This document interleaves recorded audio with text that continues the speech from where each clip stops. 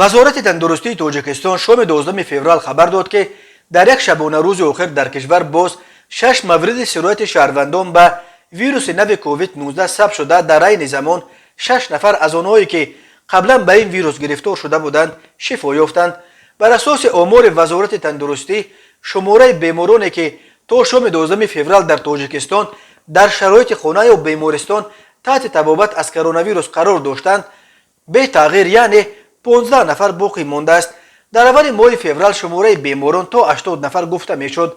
بنا به آمار رسمی وزارت از آغاز پاندمی تا شام 12 فوریه شماره عمومی گرفتار شدگان به کرونا ویروس در تاجیکستان به 17375 نفر رسیده. از این شمار 17236 نفر یا 99.2% از جمع سرایت شده ها شفا یافتند ولی 124 نفر متاسفانه فوت دیدند.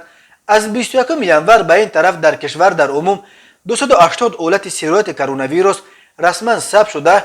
خوشبختانه یگان حالت مرگ از این ویروس به قید گرفته نشده است. ولی منتقدان میگویند شماره واقعی قربانیان کرونا ویروس نظر به ارقام رسمی خیلی بیشتر است. هنوز سال 2020 در شبکه‌های اجتماعی رویخط بیش از 400 شهروند تاجیکستان نشر شده بود که گفته میشد به علت کرونا ویروس وفات کردند. همین طور ده‌ها تن از زادگان تاجیکستان در کشورهای دیگر اساساً در روسیه قربانی کرونا ویروس شدند.